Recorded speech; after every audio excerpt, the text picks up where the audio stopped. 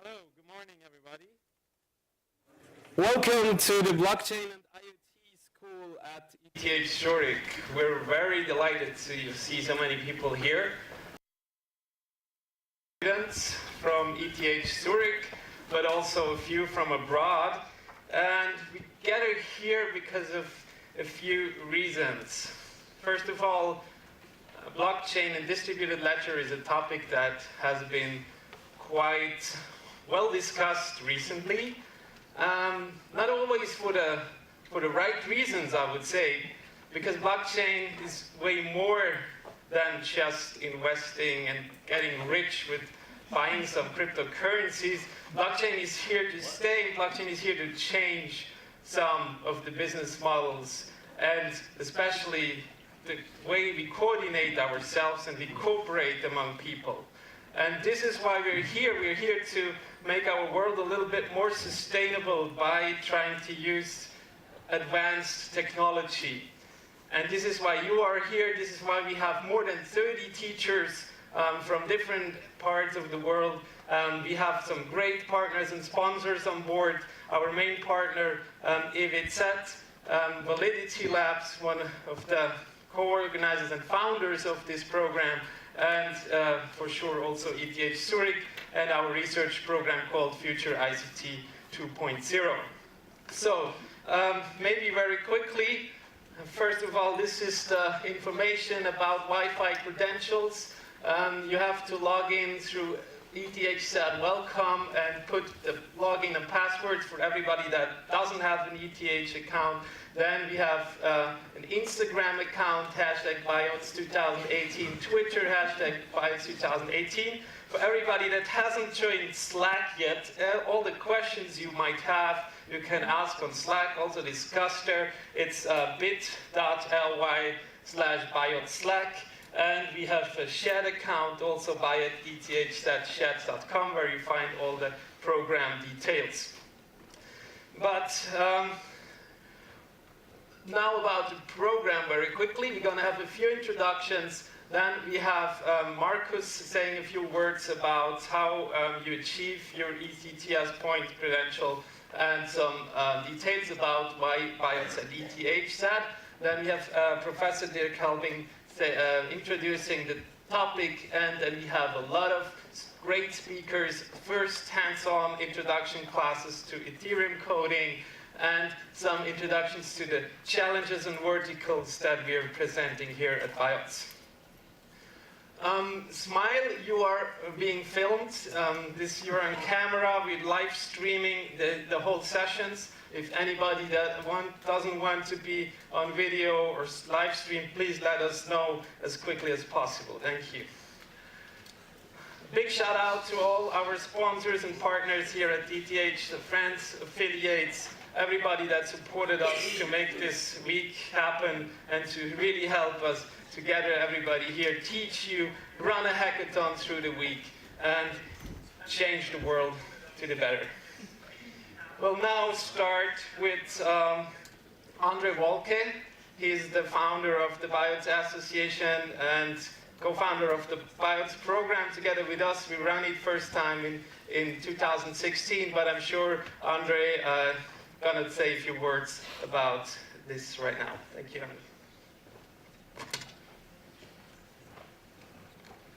Thank you, Stefan.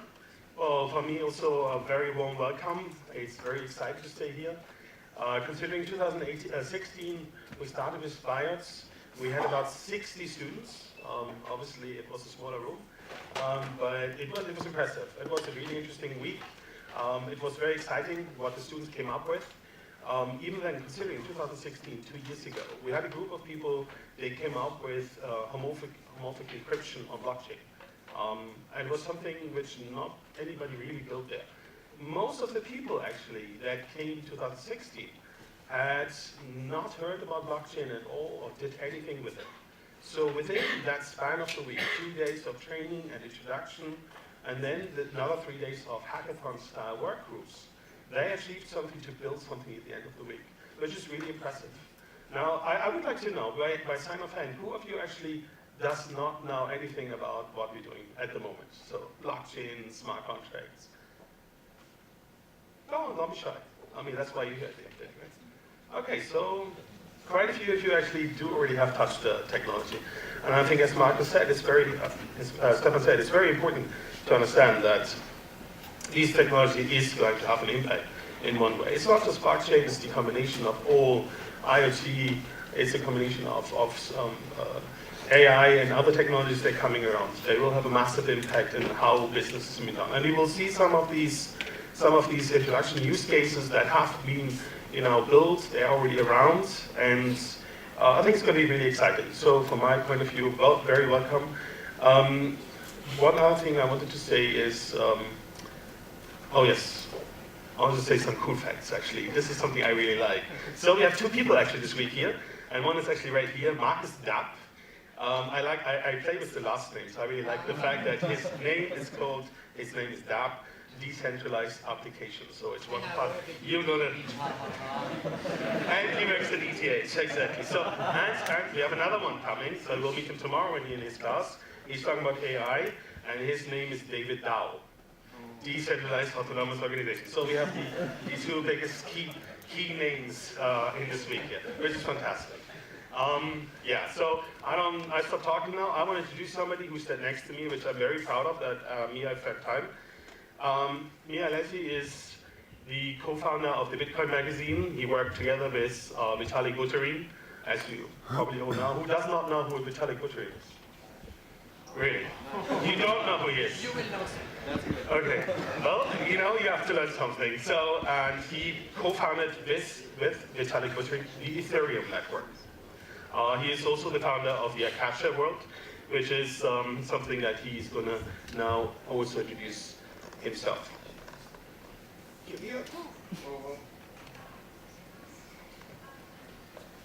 Yep. Thank you, Andre, for the warm intro. So, hello everyone. I'm Mihai Alicie, and I'm in this space since 2011. 7 years. It's like Jurassic Age in crypto world. Many things change, and there is one key message I'd like to get across. Even if you will see many people, labeling themselves or other labeling them as blockchain experts or expert, whatever. Do not be discouraged. The space is still very early, and I'm saying this after 7 years of being in the middle of it, and since 2009, 9 years since the Bitcoin network introduced this concept of blockchain technologies. And something else to keep in mind is that since 2009, when people were still scratching their heads while reading the peer-to-peer electronic cash white paper from Bitcoin, in just a matter of 5 years, so half a decade, we arrived at the insight that this technology can also be used to run a decentralized world computer, which is quite a big leap, right? So again, it's a question of how far we will go in the next few years. And I think you and all this sea of bright minds that is drawn together by this technology will be key to finding the possibilities that lie ahead. And regarding Akasha, it's a DApp developed on the Ethereum. You'll probably get it's destiny, and you'll probably get many of these. So after I co-founded Ethereum with Vitalik in July 30, 2015, the Ethereum network went live. That's when the genesis happened, and the dream of the decentralized world computer actually happened. It was lines of code, it was blocks every 15 seconds, the thing worked. So that's when I wanted to take this technology and showcase the potential of applying it to solving some really big problem that was simply unsolvable before because we didn't have the pieces of the puzzle. So in this case, Akasha, for those of you that haven't heard about it yet, it's a decentralized social network built on top of Ethereum. But when tackling and thinking about blockchain technologies, it's important to look also at the complementary pieces of the puzzle. Because the blockchain is not like the silver bullet for everything, like from curing cancer to world peace. It might have, it might help us somewhere in between. But for example, it's also important to look at storage technologies like IPFS, and I think it's quite good to explore these technologies while here. So again, I'd like to thank you for being here, and I would like to close with this quote. that in this space, and I think it applies perfectly, the paths are not to be found. And the act of making them changes both the destination and the maker. So probably in the process of figuring out how you can have fun and play with this technology, you might also, be that person in the world of the internet that might come across an insight that can radically change the whole landscape. So, I would like to thank ETH Zurich and Validity Labs and everyone else for making this happen. And let's get this party started.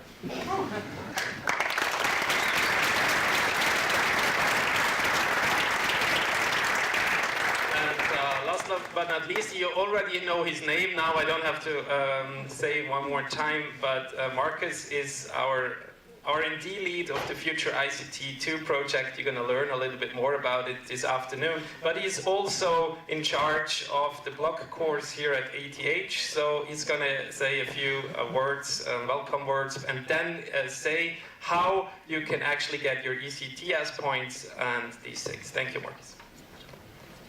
So thanks to the three people who were welcoming you, also from my side. Welcome everyone to BIOTS 2018. It's a privilege and it will be very fun to work with all of you. It's such a great group of people who took a lot of effort to be here today. So thanks for that. 2 minutes because we are, yes, we are changing the world, but we get credits for that, hopefully. Some of us. So most of you are students at ETH today. So obviously you have this option, and I hope you will take this option to not only spend a great week with people learning about blockchain technology and all the things you could potentially do with it that are not cryptocurrencies. They are interesting, but there is much more interesting stuff you can do with this. And so how does it work? Structurally, it's a seminar, so you attend this week and then you do some work. You have to deliver 2 things. The first is a piece of software, because it's a hackathon the second half of the week, so we expect you to produce something that runs on a computer, because that's what you learn this week. You will get a basic introduction to blockchain as a basic technology on the first day, and on the second day you will learn different technologies. We will have parallel tracks, and then you will see what are the ideas, how does the space look like in terms of technology. And the second half of the week you will have the opportunity to apply your knowledge, your newly gained knowledge, in a real project. So the code should run, that would be ideal. And we also asked you to put it on GitHub, so everyone can look at it and also learn from it, open source. Also, the second thing is we would like you to produce a report. And now the important thing about this is it doesn't have to happen this week. You have a whole semester, it only starts next week. The very reason why we do this week right ahead is that your semester is not affected too much. So during the week you will work on the software prototype and you will participate at the final presentations or the day before. And then you have time, approximately 10 weeks, you can see it up there, until the end of April, to produce this report. The report is not really rocket science. It's a 10-page paper. I will show you a recommended structure in a minute that simply captures in a structured way in words what you've been doing during the week. What was the challenge you were addressing? What was your solution idea? How did you go about developing a solution design, etc., etc. The thing is, approximately 5,000 words is your guideline. It's approximately, depending on font size, of course, but approximately 10 pages. We ask you to also have it in a similar way as open source software, namely open access, because we have the idea to publish all that together. It's not finally fleshed out how that looks like, but yeah, we would like to do that. Of course, during all the time, you're free to choose the challenge and also the team you want to work with during the week. Another important aspect is, despite the fact that we are ETH, not everyone is a developer or is already a developer or has a lot of experience in developing software. We know that. We don't know exactly how that is distributed here in the room, but that doesn't matter too much.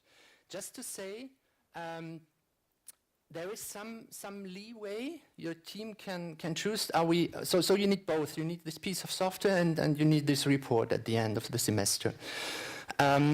Obviously, if you spend a lot of time on the code during this week, your report will basically contain the description of this process coming up with the software. If your team has not a lot of software developing competence yet, or there's only 1 or 2 developers in the team, obviously you cannot do as much as another team with more developers during the week. But you can work more on the conceptual side. What does that mean?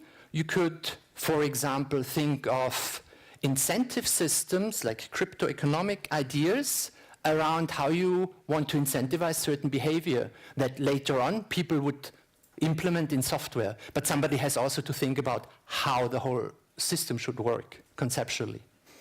So there are basically 2 very similar but not identical ways of structuring your report.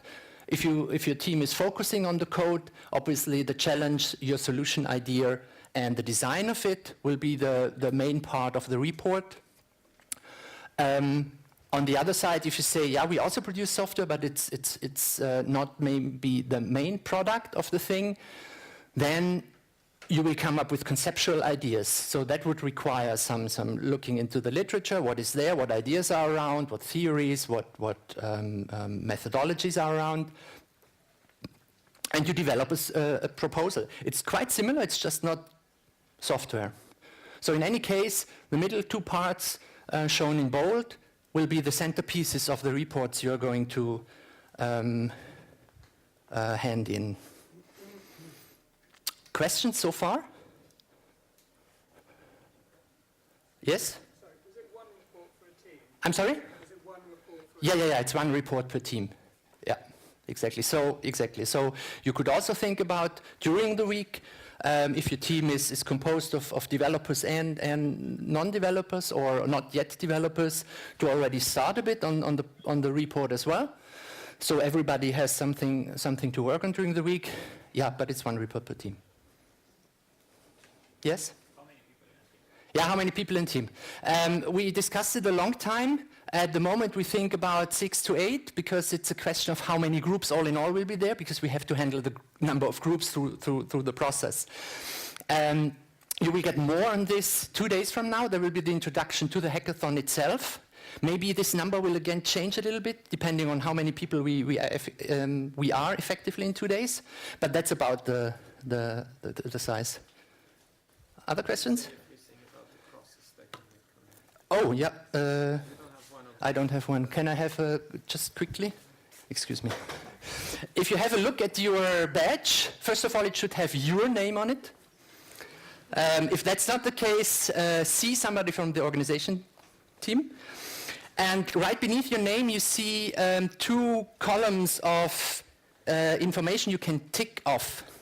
That should help you because we are not assuming that everybody knows each other. But if you meet during breaks, in sessions, etc., you talk about the week and the sessions, this badge should help you to signal to the people around you, first of all, the level of your coding experience.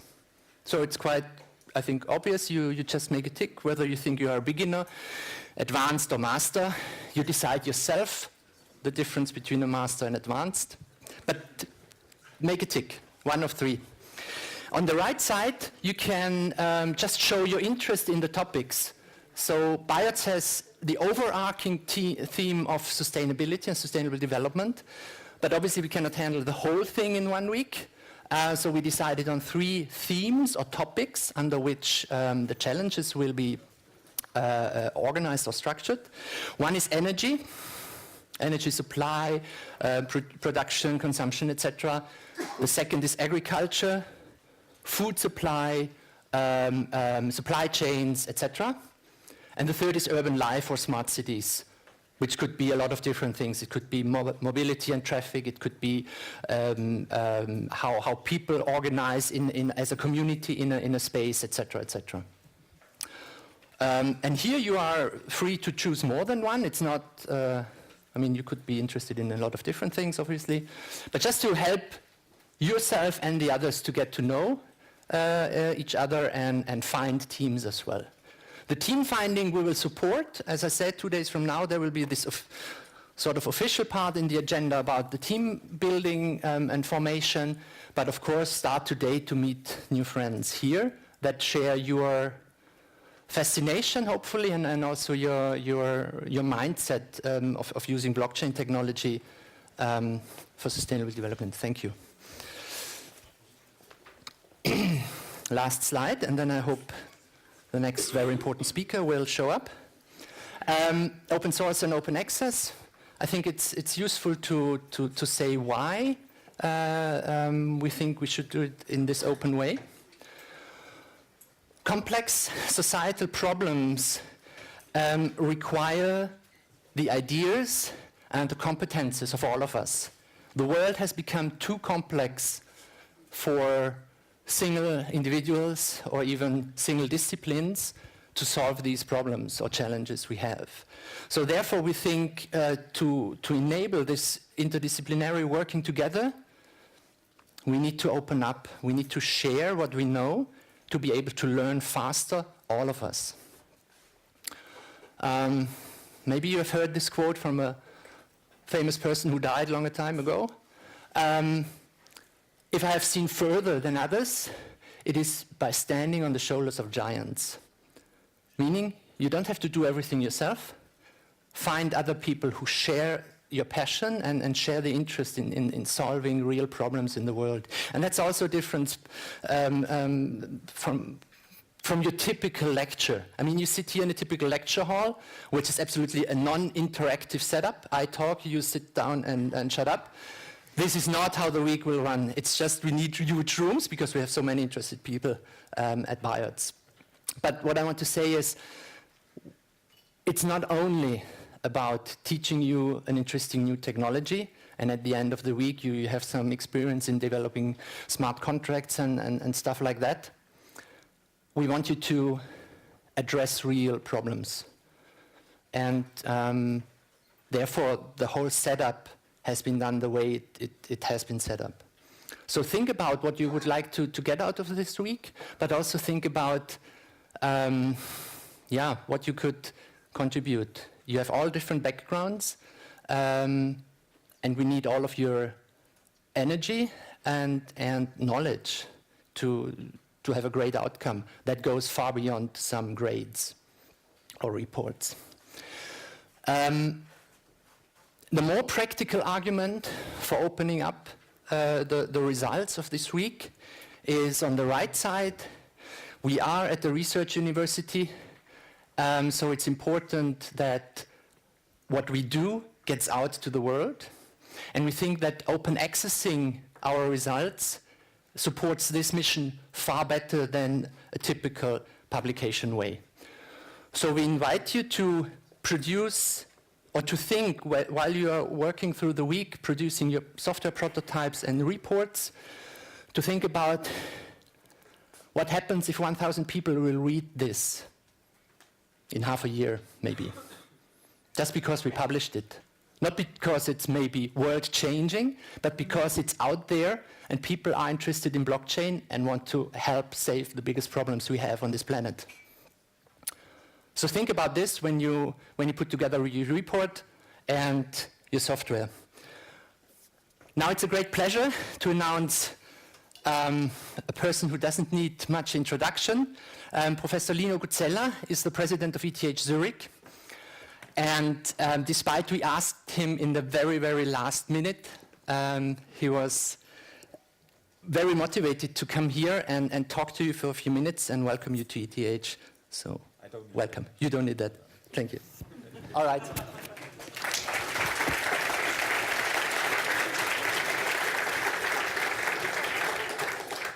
Thank you.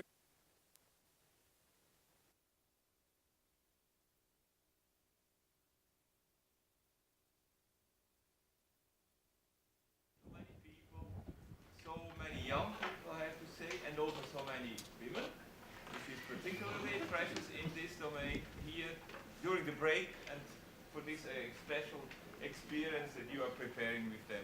Thank you very much for organizing this. Thank you very much for participating in this.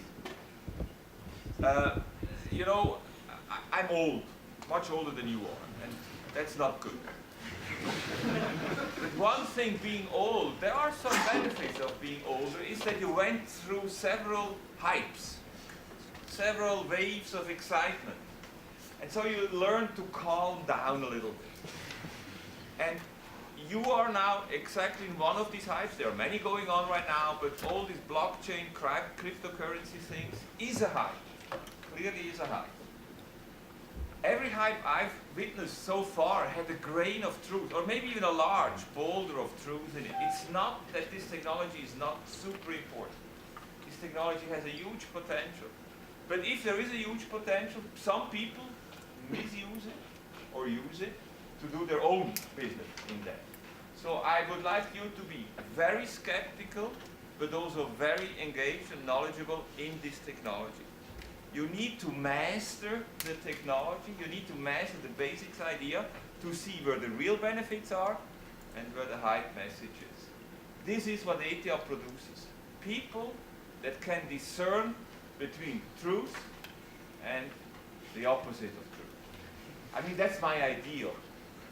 When I became rector, responsible for teaching, I started what is called the Critical Thinking Initiative. I believe that this is the most noble task of every scientist, of every scholar, of every engineer, to look for the truth. We never will find truth completely, but we aim at finding the truth. And you are now in the middle of this very important discussion. Blockchains, I personally see a huge potential in blockchains. Less so in cryptocurrencies, but blockchain can really have a huge I missed buying bitcoins when they were very cheap. That's why I make this bad remark right now. Enjoy this week, enjoy these days that you are here. Try to really learn a lot, try to be critical, try to be skeptical, but also try to be creative and go one step forward. At ETH we'll try our best to bring up young people like you who will be able to change society, to change technology for the better of mankind, and I wish you all the best for that. And to be able to say these very few words was a big, I really wanted to be here, so I rushed in, but I have to rush out again. Have a good week, bye-bye.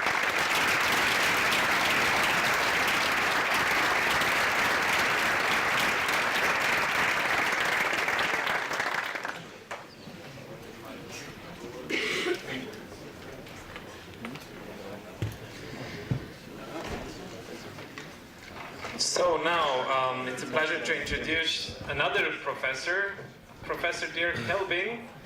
He is the professor of the chair of computational social science here at ETH Zurich, and he's also one of the founders of this discipline.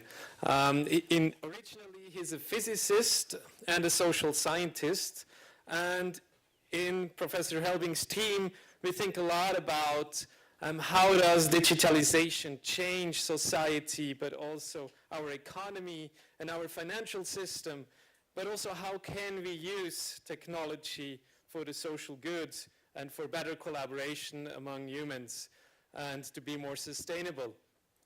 So Dirk Helbing is in a very good position to tell you about the challenges of our times and how to potentially solve them. So please, Dirk, thank you for your introduction.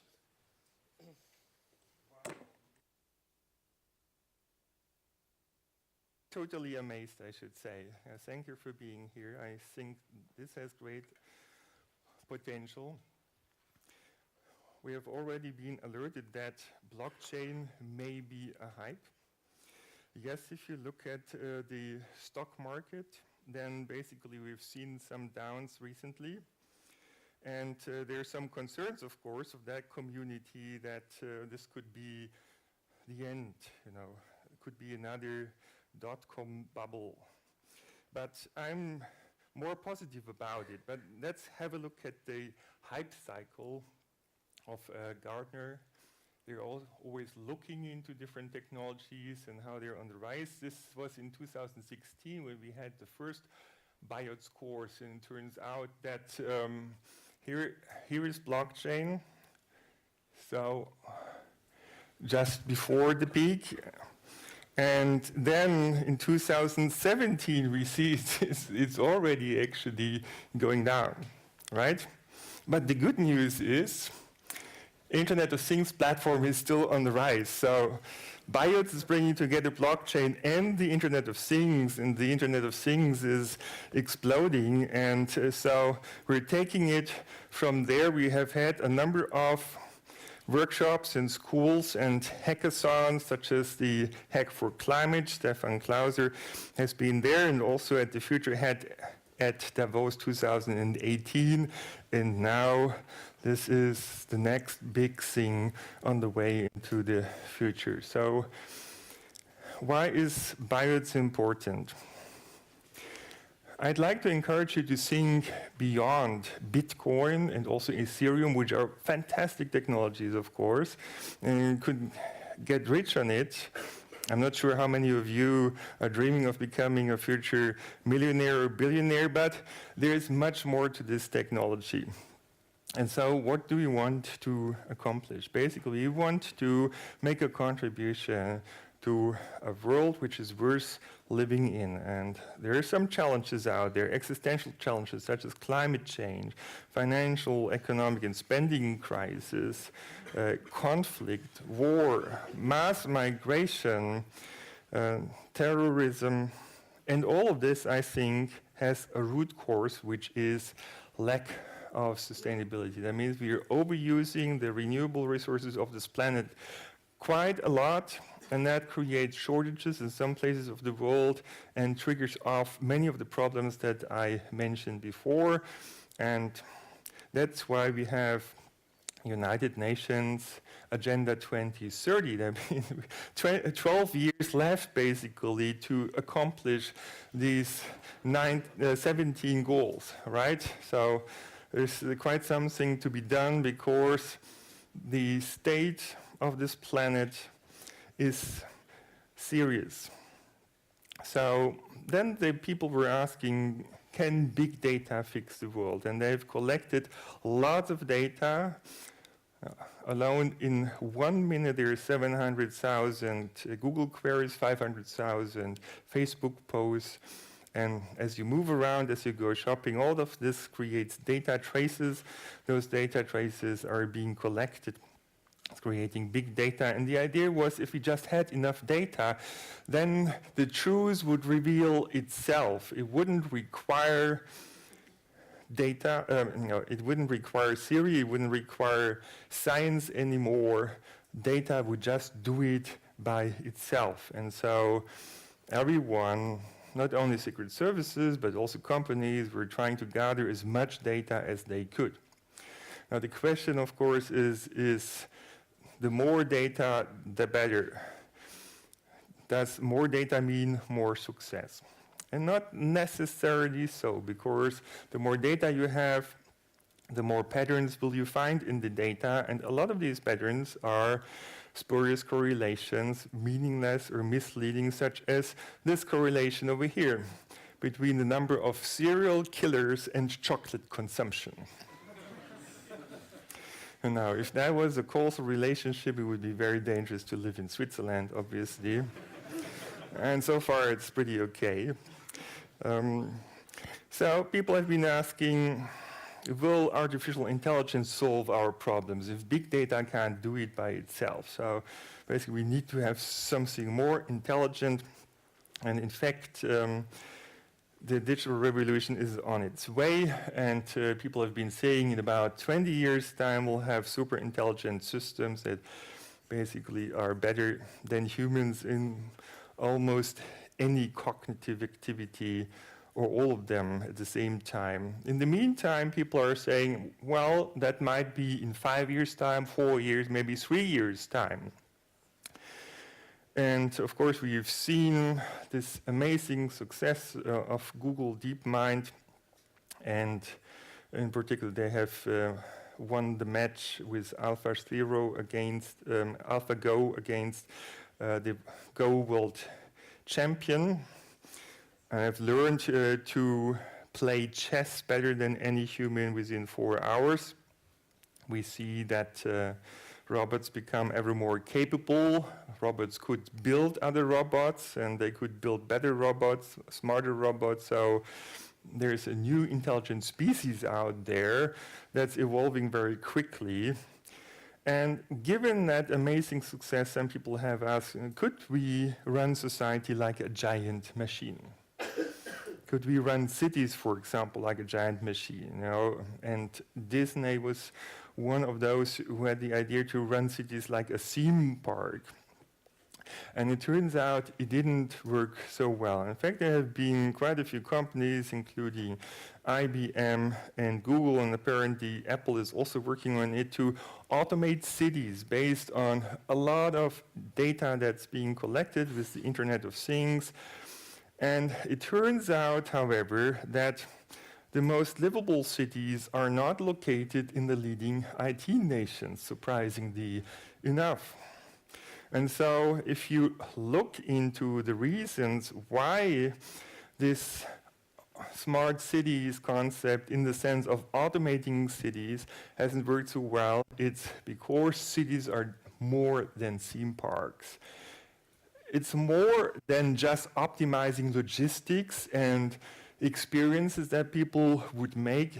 Cities are places where people experiment and learn and make contact and interact and basically are creative and innovative. And this cannot be automated. And there needs to be sufficient space for these kind of activities in smarter cities concept of the future, which should take, again, the citizens on board, such as the proposal has been made at the ETH Policy Challenge. Empower Polis is exactly about involving citizens more into decision-making and into the creation of the future of those cities. And in fact, if you look into these graphs and you see, yes, processing power is increasing exponentially, it's doubling, say, every 1.5 years, data volume is increasing even faster. It's doubling every year, which means that in just 1 year, we are actually producing as much data as in all the years before in human history. It's amazing. It's really hard to imagine, but it also means that we can't process all this data, right? There is a lot of dark data that we can never process, so we need to know what data to process and how, and this is where science comes in again. Furthermore, as we network the world, systemic complexity is increasing in a factorial way, even faster than exponential. And that leads to a very surprising conclusion that even though we have the best technology ever and more data than ever, we cannot control the world successfully in a top-down way. We need a new control approach, which would be distributed control. And in fact, people then came up with peer-to-peer systems, as you know, such as Pirate Bay with BitTorrents and so on. But these systems were not suited for certain kind of things. First of all, trust couldn't thrive, and also it was kind of difficult to make business with this, right? And as a result, new concepts have been developed, and so blockchain is here. And this is basically a public registry that allows to create trust between peers without an intermediary institution. And it allows you to make reliable transactions of money and other things. And in fact, the potential of blockchain technology is far beyond Bitcoin and a new kind of electronic money. It's about distributed autonomous organizations that can be built through these concepts. So yes, you can use this to automate certain processes in logistics, for example, make sure that exactly those parts and ingredients are in the products or medical pills, for example, that you'd like to be in. So it's a way of ensuring quality, and so I think it really has a great potential for our society. And so I've recently given this interview. We're on the way to the blockchain society. It has the potential to raise awareness, to empower people, and to facilitate coordination. But there's some issues of blockchain technology that I'd like you to address and solve. So what I'd like to say is blockchain as we're using it today can be further improved, and that's why I think, even though we're kind of behind the first high of the hype cycle, there will be entirely new applications of blockchain technology, in particular also new combinations of blockchain technology, for example, with artificial intelligence, Internet of Things and so on, which will create new highs and also new hypes, but in any way, this technology has a lot of potential, but it needs to be looked at critically, as the President of Eth has just said. So number one is some people are criticizing the amount of energy used up by Bitcoin to create coins and also facilitate transactions. And another issue is that we want to avoid over-regulation, right? And too much determinism. Just suppose everything would be connected and it happens that you have paid the rent of your apartment 3 days late and you couldn't rent a car anymore and not do many other things because it has been noticed and basically access has been blocked.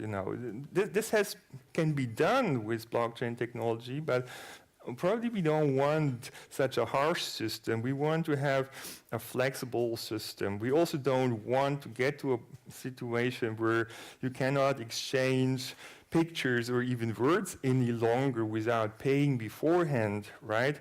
So we need to have a system that is really facilitating the unfolding of our ideas and creativity and resources and potential, so we would have a thriving economy in society. There are issues of governance that need to be addressed. Data ownership is unclear. We want to avoid that everyone would only be thinking about money in the future, so intrinsic motivation would be grounded out. We don't want to end up, I guess, in a post-privacy world without forgetting. We don't want to have extreme inequality, and I think we need to overcome one-dimensionality of the current financial and monetary system. So on energy efficiency, just a few ideas, and a lot of that may be already around in some places. So at the moment, basically, it's 51% or more that decides that a transaction has happened the way it has happened, and of course that consumes a lot of energy. So couldn't we have less witnesses of those transactions to confirm it was all right if they are selected randomly? Or could we also add some reputation system? Then the other thing is we should avoid over-determinism, as I said. At the moment, we're heading towards algorithms that basically decide just yes or no. But society works in a different way. There's basically a gray zone in between, or even colors, where there are situations where we have to think, reflect, and deliberate. And this is where our freedom of decision-making comes in. We shouldn't give that fully away, right? So it's important that there would be those spaces where our creative thinking can come in and make changes and improvements. And here are some ideas. I think we need to have a multidimensional approach here. So the scoring systems, such as the Chinese citizen score, I think are not serving society well. We need to come up with something better. Then also, too much determinism, as I said, should be avoided. And it would be great to have social self-organization mechanisms that promote trust, cooperation, and social order, but don't enforce it. right? We want to have systems that empower and facilitate, but if not needed, we don't want to apply force. So that's in the sense of control is good, but trust is better, which has to do a lot with the culture of makers and the creative startup scenes and so on. So can we also implement that into similar kind of systems, right? So what I'm saying is the blockchains that we have today are good for some things, but other things might need variations. And fortunately, there are a number of decentralized mechanisms that promote cooperation, trust, and social order. You can learn about that in Evolutionary Game Theory. Here are 2 books reporting about it. I've brought copies along with me, so you can have a look at them if you like. And among those mechanisms, there's so-called direct reciprocity or indirect reciprocity, often related to reputation mechanisms, or peer punishment, again, decentralized, peer-to-peer, but punishment is something that we'd like to avoid if possible, and in fact, in many situations, there are better mechanisms. Altruistic signaling is one of those mechanisms, or a matching of those people who are more cooperative, so it would pay off, or also qualification mechanisms that could be built into the systems. I mentioned that commercialization is good, but also it's good to have some spaces where basically we have open source and Creative Commons, so it would benefit basically everyone can take it and develop it further. So what we'd like to have eventually is an information innovation ecosystem where everyone can contribute and take in a fair way, and there would be mechanisms maybe that would open up data and algorithm after some time, some say 24 months. Within these 24 months you would make money on the data and on the algorithm, but when you made 90 or 95% of the money, you would open it up, and if everyone would do that, that would be a great benefit to humanity, because then everyone could take it and use it further.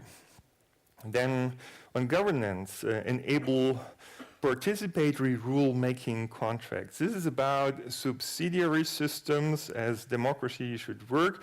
This is about digital upgrade of democracy, and we see that in many places of the world, democracy is in crisis. So we need to make democracy work again in the digital age. We certainly don't want to live in a totalitarian system, and that is kind of tricky. We need platforms for this.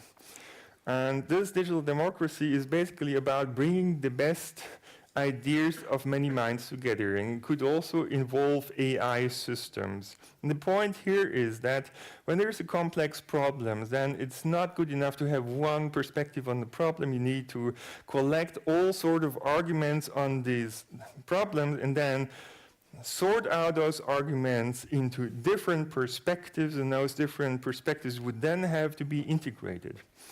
Because the fascinating thing about collective intelligence is that it's not the best individual solution that is actually the best solution for the system, but if you combine the best solution, say, with the second best and with the fifth best, it turns out that it will create usually a better solution even than the best individual solution. So diversity is important, integration of different perspectives is important. This is what creates collective intelligence and solutions that work for many more people, and this is what we mean with digital democracy, not the Facebook democracy of today. Now also, we'd like to avoid living in a post-privacy world, so the question is, would certain systems benefit from inbuilt forgetting or an encryption. I would basically make certain information not accessible anymore after a certain period of time, or also the other way around. So there are new ideas for the ways to use encryption, combine it with blockchain technology. And moreover, we've seen that now data is the new oil. And that's nice, but we are also seeing that very few people in the world possess as much resources as half of humanity. And of course, there is not only the danger that they would basically block the unfolding of a lot of people of humanity who wouldn't have enough resources, but it's also that they would potentially impose their idea of how the world should work on us, and maybe we would have other ideas. So we need to have more participatory approaches. And as I said, one-dimensionality of the current monetary system is, I think, one of the greatest weaknesses, and if we want to get to the next level of our economy and society and culture, we need to overcome this. Complex systems need multi-dimensional real-time feedback to coordinate them, to manage them, even facilitate self-organization. So basically we need a new paradigm, which I call digitization 2.0, where we would go from top-down power and control to empowerment and coordination. It means away from this over-regulation towards systems that would facilitate the right kind of decisions and that would support wonderful coordination, as we see that in the case of swarm intelligence, right? And the question, how to build a self-organizing, sustainable, and resilient society where peers, that means we, the citizens, the people, could really have an impact on what's happening in this world. The idea is actually quite old, 300 years old, just it couldn't be implemented at that time. But now with the Internet of Things, I believe we can make Adam Smith's invisible hand actually work. Of course, it has failed many times, and basically traffic congestion, crowd disasters, financial crisis are examples for situations where the invisible hand failed. It didn't do a good job, so we need to make it work, and we need to have, in a world where peers would have more influence on what's happening in the future, we would have to make sure we are not hurting each other, right? We shouldn't be harming others, and we shouldn't be harming the environment. And we'd like to have systems that help us avoid harm. And how to do that? Basically, we need systems that increase awareness of what is going on in the world.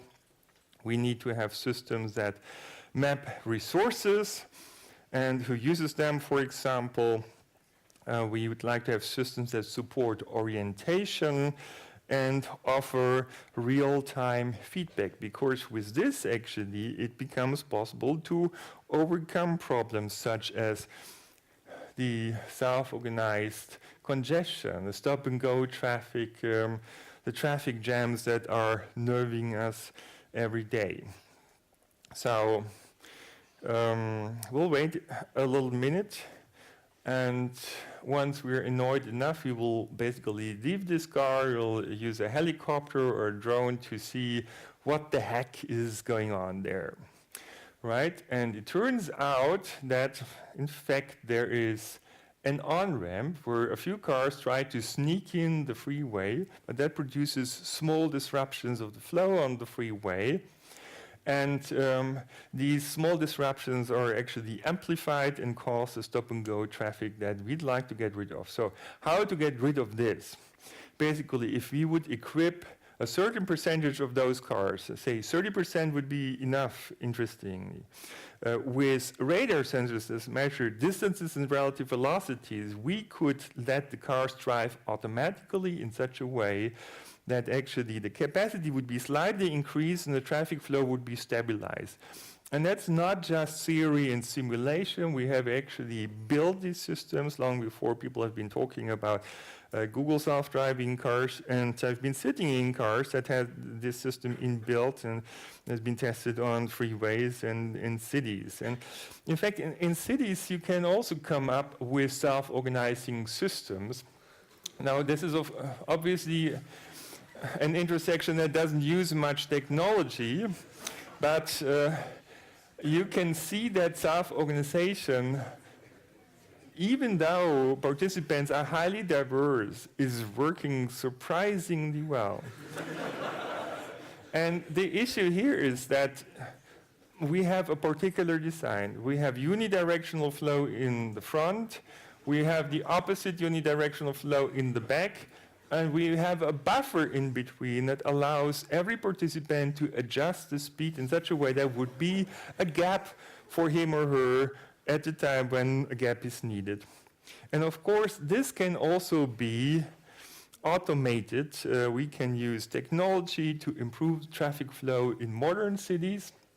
And in fact, what we've done is we have transferred a mechanism from that creates oscillatory flows of pedestrians at bottlenecks to intersections, and we've turned around the control principle in such a way that the traffic flows would control the traffic lights in a bottom-up way rather than using a control center that would try to impose a certain order in a top-down way as we're doing this today. So this is a decentralized approach. We're just paying attention just to neighboring intersections and the flows as they're coming in. The other freeway approach was also decentralized, by the way, right? And the question is, can that work better than the traffic centers of today? And surprisingly, the answer is yes, because traffic light control is a computationally complex problem and an NP-hard problem. So a flexible response system that responds to the actual local needs can outperform today's centralized control approaches quite significantly, right? This has been tested also in the city of Dresden, and now most likely it will come also to Lucerne and to Zurich and other places. So this is amazing, and of course, there is a potential to apply decentralized control approaches also to electricity systems, smart grids, and so we're happy that in effect EVSET is supporting this school over here, because it's really important to make sure that people would get the electricity that they need, and we would have to produce less electricity to save environmental resources for this. And also in industrial production now, totally new things are possible. Industry 4.0 is the keyword, obviously. Now, if you place smart sensors at those products that you're producing, those products could start talking to the machines and tell them what needs to be done with them. They could also talk to other products and say, hey, I'm in a hurry, let me overtake. And these kind of things are possible. That means we have been working on concepts for self-organizing production systems. And this hasn't been possible just a few years ago and will be standard in the future. Now, could that also be applied to society altogether? That's the question, to solve the problems that we have today. And in fact, Nobel Prize winner Elinor Ostrom has shown with experimental studies in Switzerland that, in fact, self-governance is efficient if you just have the right design principles. So this is, again, about mechanism design, how different parts of the system interact, as I've shown it for the freeway traffic example.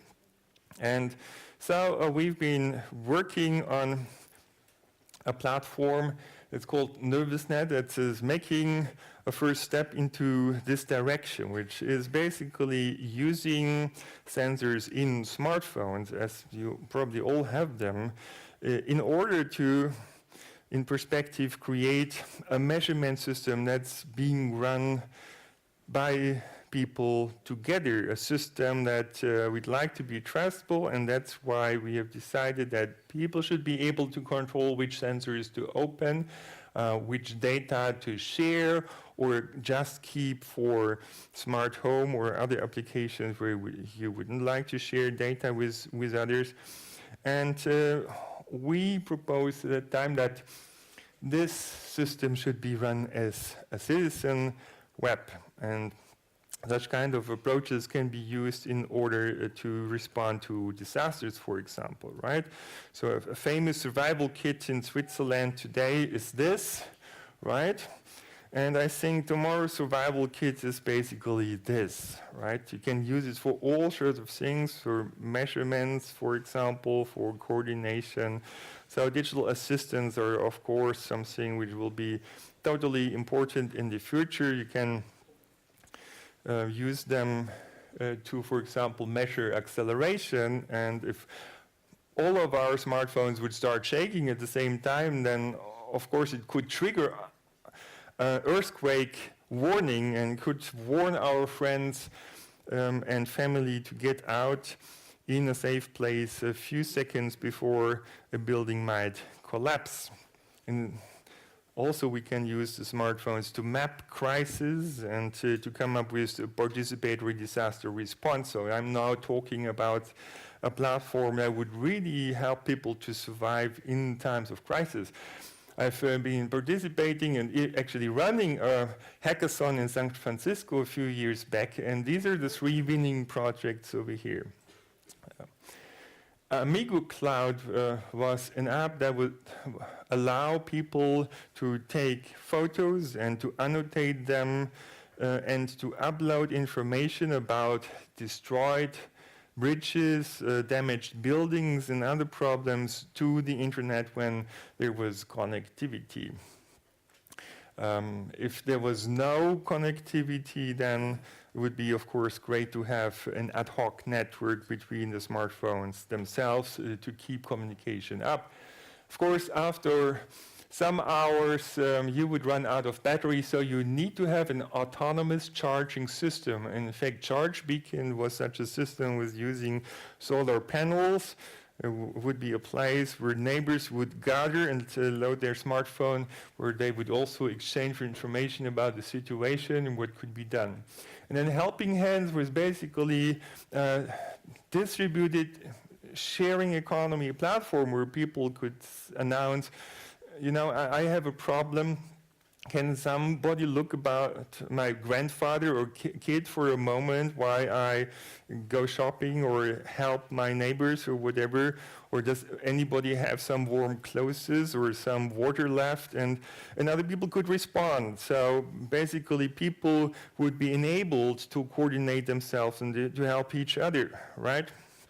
And as I said, for this system to be stable, you need to have ad hoc network functionality, mesh network, and you need to have a payment system, right? Which brings us back to Bitcoin or other systems such as Ethereum.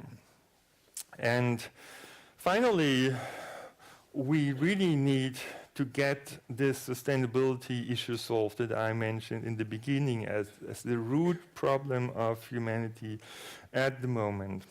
So I don't think the problem is overpopulation or lack of resources. I think we're just badly organized. Every one of us is basically throwing away 50 tons of garbage in a lifetime. You know, these are tables, boards, cars, computers, smartphones, everything basically. You know, stuff that would be enough for 5 people or so. So how can we make sure we're not just throwing that stuff away, but this will be available to people, still be reused and so on. So this is where really the Internet of Things is very important. We can use that to measure noise, stress, CO2, and garbage also. You know, you could also think of smart trash, right? Where basically there are sensors that say, you know, I'm so and so much glass, I'm so and so much aluminum or steel or whatever. So you can basically use this to introduce feedback loops. You would like to have the positive externalities increased, the negative reduced, And so you need to have a multidimensional incentive system. That's why I was talking about multidimensional monetary systems before, right? And of course, blockchain would be a technology that would allow to build such kind of systems and create new economic forces in our economy where the garbage attracts reuse and recycling. And in this way, because it would be profitable, it would be rewarding, it would be incentivized, a circular economy would evolve by itself, not by regulation, but by new kinds of market forces that would be created by the combination of the Internet of Things and blockchain technology. So that's why BIOTS is so important. And also, the sharing economy would, of course, be a very important part of that circular economy. Just imagine it like this. So now, of course, most people have cars. Those cars are standing around in garages and in the city 90% of the time or even more. And in the future, some companies saying we would have transport as a service. So basically just speak in your living room or working office that you need a car in 5 minutes time, and we'll be there. We'll pick you up, we'll drop you in the place you want to go, pick up the next person. This car will be circulating more or less all the time, right? So it will be a circular process in a sense. It would be more comfortable, would use much less resources like steel, glass, rubber, and so on needed to produce those cars. You would need much less parking garages, and many other things would not be needed anymore if we had transport as a service. Now, scale up this circular economy, sharing economy process to the entire logistics of this planet, and imagine that resources, whenever you need them, would be in the place you need them at the time when you want them.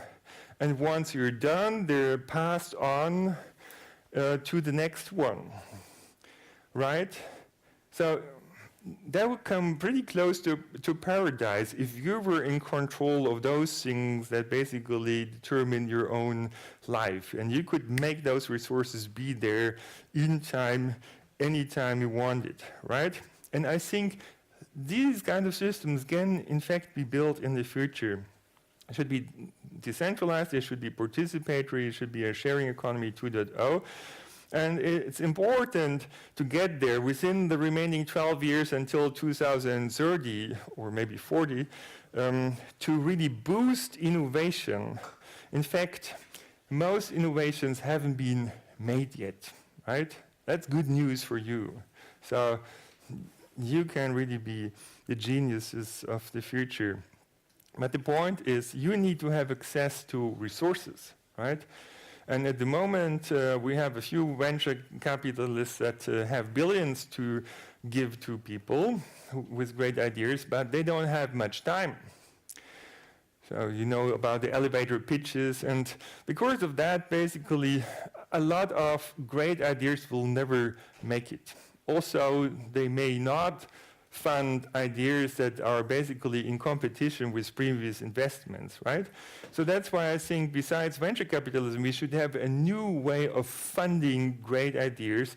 I call that crowdfunding for all, or democratic capitalism, where basically everyone would get new kinds of money on their bank account. You know, you could create that with blockchain technology. So there would be a new central bank, say, or decentralized bank owned by the people, and that would create this investment premium that would end up on everyone's bank account, but that investment premium would not be for your own consumption. So very different concept from the basic income. Could be combined, of course. So the investment premium is there to be given to others with great ideas, others who engage for the environment, for social projects, for neighborhood projects, for somebody who just does something that you'd like to reward and support. So that would be a system basically unleashes the wisdom of crowds. And I personally am convinced if we do all this, we can all live in an age of prosperity and peace. We can fix the world by 2030 or 40. And the things that need to happen is we need subsidiarity to boost resilience. We need digital democracy to boost collective intelligence. We need digital assistance to boost self-organization, finance 4.0 to boost sustainability, openness to boost co-creation, and blockchain to boost everything, with some critical note, of course. So, we are just in the middle of a fundamental transformation of our society. It will be a big transformation. The digital transformation on the one hand, an ecological transformation to a low-carbon economy on the other hand, a financial transformation towards a multidimensional real-time feedback system. So keep in mind, you are the future, right? And it's hard to predict the future, but the best way to predict the future is to create it, to invent it yourself. And here are just some of the application areas of blockchain technology that you could work on: finance, production, logistics, energy, smarter cities, humanitarian affairs, health, sustainability, waste management, circular economy, sharing economy, and some people even think fixing the internet. So good luck, have fun. Very much looking forward to the outcome of this fantastic school which you're making. Thank you.